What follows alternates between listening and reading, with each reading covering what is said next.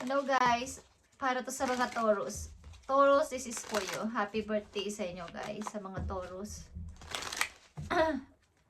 Season nyo na guys, so kayo ay mag-celebrate, kayo ay magsaya, kaarawan nyo. Okay? Sa mga Taurus. This is your message. Tingnan natin.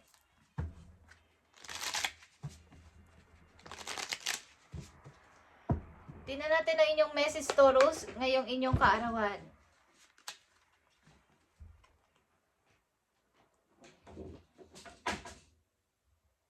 Yes, to your questions. Okay, ano tong question nyo, guys? Meron kayong pinag-a-adjustan. Ano tong inyong pinag-a-adjustan na to? Yung paano nag-a-adjust kayo sa mga tao ba to o sa inyong sitwasyon? Safe kayo sa inyong mga pinapag-timbang-timbangan. Okay? Kung kayo ay naninimbang sa sitwasyon, sa inyong kasalukuyang sitwasyon is safe naman ito, guys. Tingnan natin ito. Ang inyong message today sa mga Taurus. And happy birthday sa inyo, guys. The Emperor. Meron kayong maaaring pagdidesisyonan na kayo dapat kumbaga, ito ay aking desisyon. Wala kayong dapat pakialaman o mangialam. Walang dapat mangialam dito sa aking plano. 8 of Cups. Paglayo, pag-alis, at pag-iisip sa sarili. Okay. Sa sariling gusto. Pagpansin sa sarili. Ito yung inyong pagdidesisyonan sa mga susunod na araw or linggo o buwan, guys, is meron sa mga Taurus. Ito yung question nyo sa inyong isip. Tama ba tong aking pagdidesisyonan? Tama ba tong paglayo ko? Para sundin naman ang gusto ko sa ngayon o mag-focus naman ako sa sarili ko sa ngayon. Tama ba to? So may isa lang siguro kayong taong pinagsasabihan ng inyong mga plano, guys, o desisyon o pagdidesisyonan. Siguro mga isa o dalawa. Okay. Taurus, happy birthday. Ito ay safe. Itong inyong pinaplano na to is safe ito. Itong desisyon nyong maaaring paglayo muna o limit o pagbibigay muna ng boundaries sa ibang tao. Okay, guys. Safe ito para sa inyo. Message pa para sa inyo, Taurus, sa may kaarawan today. Today, kung kailan nyo ito mapanood is happy birthday, Taurus. Umpisa ng inyong season, guys. Ang inyong message pa is here. Is finding sanctuary, mag-upgrade pa kayo sa inyong spiritual relationship sa mga Taurus. Okay, tingnan natin itong message nyo. Kung ano nakapaloob dito.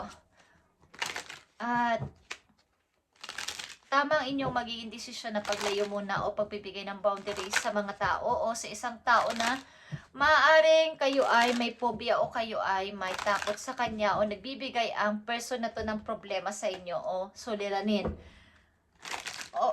Opening to your spiritual source, guys, Taurus. Tingnan natin. Ang message pa para sa inyo ngayong inyong kaarawan. I need 3 messages dito for you, Taurus. So, maaaring ang kayo ay may bagong gagawin sa buhay at ito ay bagong start nyo. Kayo naman ang bahala. Parang yung mga bago ay gusto nyong ma-try. Ako naman ngayon ang masusunod. Walang dapat mangialam sa mga desisyon ko. This time. Okay, Taurus. Andito ang go deep, explore your roots. Ito ay pag-grow nga at pag-aaral na mga iba't iba pang umpisahan nyo. At pag-iisip-isip kung paano pa ako lalago. Ano ang bagay itong gusto nyong pag-grow sa inyo sarili is inyong pinag-iisipan at pinagmumuni-munihan sa kasalukuyan. Tingnan natin itong grounding, guys. Okay, andito na naman ang 8 of Cups. Someone is leaving at magpo-focus muna talaga sa sarili. Okay, yung pagtingin muna sa sarili muna ngayon, simula sa araw na to, ang inyong mga iniisip, paglago sa sarili. Wala kayong pakialam kung may magalit sa inyo or may masaktan. Basta ang mahalaga ay kailangan kong itry itong naiisipan ko at baka may pag-ayos ang buhay ko banda doon sa lugar na yon o sa ibang place na yon. Okay, o sa ibang gawain na yon, sa ibang gusto ko mangyari. Kesa andito ko sa ginagawa ko lagi is hindi naman ako umuunlad, hindi ako umaangat o hindi naman ako na lumalago sa buhay. Okay, tingnan natin to, Taurus. Happy birthday sa inyo guys, at ito pa ang napakagandang message for you na dapat mong malaman.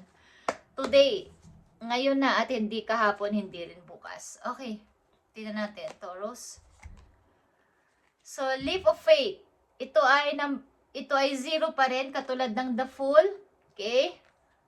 Pag-i-start talaga to ng bago guys, at walang makakapigil sa inyong pag-i-start na to. Believe in yourself, listen to your heart, do what gives you joy. Okay, kung ano nagpapasaya sa inyo, gawin nyo guys. Ito yon. Page of Wands, at Nine of Wands, at Eight of Cups dito din.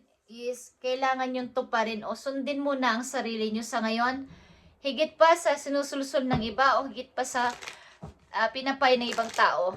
Maniwala kayo sa inyong sarili at makinig kayo sa inyong puso. At meron din ditong aso, okay? Meron ditong loyal na person sa inyo guys na lagi kayong kasama o laging nakasama sa inyo, sumusunod sa inyo or nagbabantay sa inyo.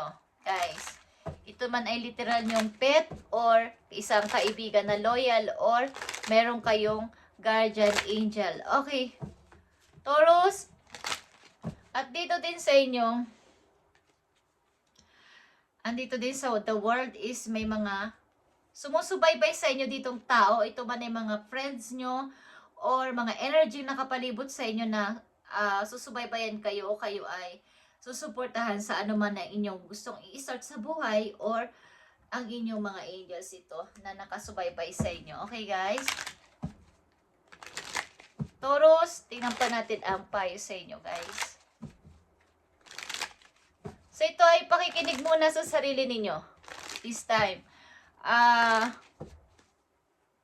Sarili nyong kagustuhan, doon kayo masaya at doon kayo sasaya. Yun ang inyong susundin. May dalawa kayo ditong the Fool at may dalawa kayong Eight of Cups na nangangahulugan ng pag-alis. Pag-alis muna, pagbibigay muna ng limitasyon sa iba, pagbibigay muna ng boundary sa iba, at pag-focus muna sa sarili. Okay, Taurus? Tingnan natin. Okay, andito ang observation at ito ay nakapalob sa leap of faith. You are being encouraged to look beyond deceiving appearances into the true reality of a situation or person motives. Kayo ay mag-observe sa mga taong lumalapit at palapit sa inyo, mga taong gusto kayong kilalanin o maging kaibigan or what is, mapag-observe dapat kayo at tingnan kung ano ang kanilang motibo, ang intention sa inyo. So, ang ilan nga sa inyo ay naglalagay o maglalagay ng limit sa mga taong ito o boundaries. Okay.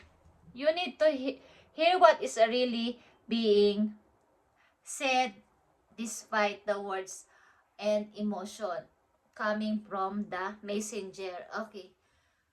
So, kayo ay mag-observe sa kanilang mga yung mga salita kesa sa pinapakita nila sa inyo sa katulad itong Six of Pentacles, guys.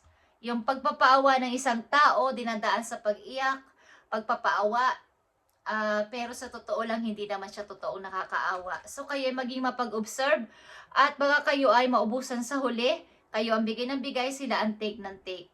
Okay, Taurus, yan ang payo sa inyo.